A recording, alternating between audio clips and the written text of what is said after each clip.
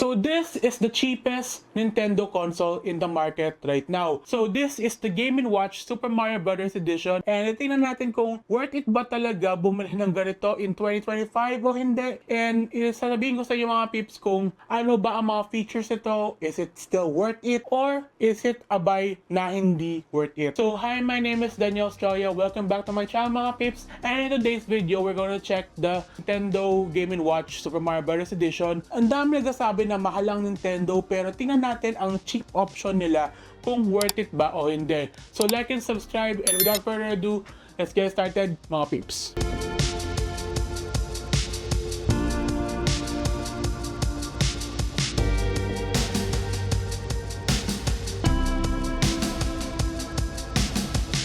So ito na mga peeps ang Game & Watch Super Mario Bros. Edition, and ito-check natin kung ano ba ang laman nito sa loob and if it's actually that good o hindi. Kasi marami sa inyo mga peeps ang nagtatanong kung worth it ba talaga bumili ng cheapest Nintendo console, which is ito around 1.7, 1.6 minsan, depende kung nag-sale sa Shopee. So in this video, check natin ang laman nito and tingnan natin kung ano ba ang features ng Game & Watch Super Mario Bros. Edition. So tingnan mo natin ang likod bago sa bukbukas. So it can play Super Mario Brothers, it can play yung ball na game na around that time sikat ang ball sa sa Game & Watch series, yun ang mga sinuunang lumabas. It has Super Mario Brothers The Lost Levels, which is the second Super Mario Brothers na nag-release sa Japan lang. And meron tayo dito parang clock, kasi pwede to maging clock mga peeps, kaya nga Game & Watch ang tawag. So buksan natin, tingnan natin kung anong magiging laman nito sa loob. So yan, nabukas natin. Tingnan natin yung kabila para mas-slide natin palabas. Yep. So pag slide natin, tingnan natin. Whoop. So ito mga peeps ang Game & Watch na box. And para siyang nasira na konti lang yung box, pero pwede na unbox. Meron siyang tab dito. Meron nakalagay dito na secret ito.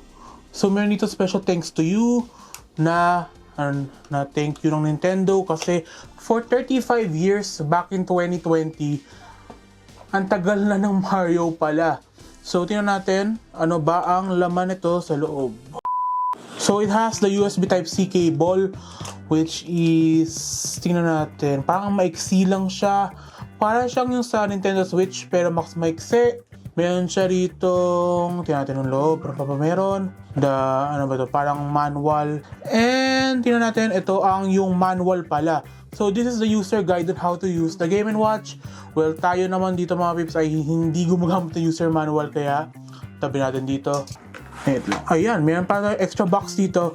And we have here the console itself, and wala na siyang ibang kasama kasi natanggal na natin. Yep. Ayun. And nasira na yung lalagyan na konti. Wow. Boring. So ito mga peeps ang Game & Watch na Mario Brothers. And tingnan natin kung yung tsura na ito. Damn, that is clean. Ang clean talaga ng console na ito. So it is like a Game & Watch, pero wala siyang stand sa likod. Kasi ito mga peeps, alam ko ang Game & Watch may stand sa likod na bakal. Pero grabe, ang ganda. Para siyang modern take ng isang Game & Watch. So masasabi ko pala mga peeps na kaya maraming bumibili nito kahit luma na. Kasi pwede siya gawing parang i-mod mo siya at lagyan lahat ng games ng Nintendo NES dito sa console na ito. And hindi ka problema kasi meron naman siyang D-pad and the A and B. And tingnan natin kung on natin ang magiging laman. And yes, walang charge.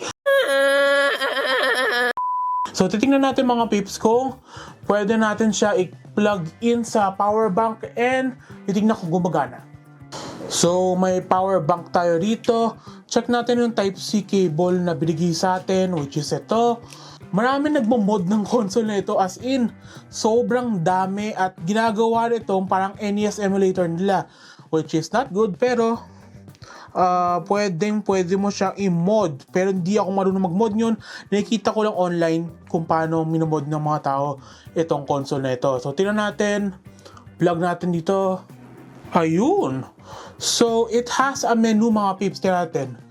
Lapit natin dito yung camera. So, meron siya ditong menu mga pips kung paano i-operate. So, meron press time button. Hindi natin press time button. And gawin natin, wait lang. Ang ganda ng sound nito. Parang Game & Watch na original. Pero, tingnan natin kung ano may ano nito. So, ipapalit mo ba yung oras? Parang ganun. Oh, so pwede mo palitan ng ano? Pwede mo palitan yung levels. Tingnan natin. Wow. So, ano pa yung mga game tayo? So, we have Super Mario Brothers, Mario Brothers 2, and the ball game. Tingnan natin ang common naman ng Mario Brothers. Tingnan natin. Hinaan natin ng volume. Mayroon pa itong volume, dial o hindi. So, para to? Wala pa lang start menu. Wala pa lang start to. Wait, paano ba ito yung ayun, merong audio. So, hinaan natin yung audio kasi mga pips, baka tayo makapiright sa sa music na ito. Natin. Oh, so basically parang maliit lang siya na screen mga pips.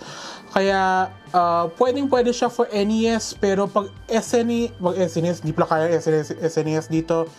Pag basic na Mario games lang, kayang-kaya ito kasi for around 1,600 to 1,700, you can get yourself a console na pwedeng i-mod. Actually, sobrang daming mods ito online. Pwede mo lagyan ng parang NES games. And sobrang sulit pala nito. So, masasabi ng mga pips na ito ang pinakamurang Nintendo console in the market, which is... So, paano ayusin ang oras nito? Wait lang. Paano ba ayusin ang oras nito? Time natin... Tingnan natin. So, paano ayusin ang oras nito? Tingnan mo nga paano. Tingnan natin ng manual kasi kailangan natin ng manual. So, paano ayusin ang time nito? Tingnan natin. Ito yung set. Ayun, may set time. So, ito yung mga pips. Ayusin natin yung time. So, oras na yun ay, anong oras na ba? 10 o 10:20, ano na pala? 10:47. So, itong mga pips, ang screen niya, grabe ang ang sharp ng screen niya. Parang mas sharp pa siya sa isang 3DS screen, pero pwede Ayun, So, mga pips, ito pala ay halagang 1.6 to 1.7, depende kung nag-sale ang Data Blitz o Pixel Play sa mga sinasabi nyo. And sobrang worth it ang nito console na ito para sa akin. So sa inyo mga pips, worth it ba talaga itong console na ito? Hindi? Comment down below and salamat mga pips kasi itong console na ito mga pips ay very sought after na yun kasi of the modding community. Parang siyang PS Vita yung dating. So thank you very much for watching. Salamat mga pips sa pagnanood ng video na ito. Very, very good. So maraming salamat. Thank you very much. Peace out mga pips and bye!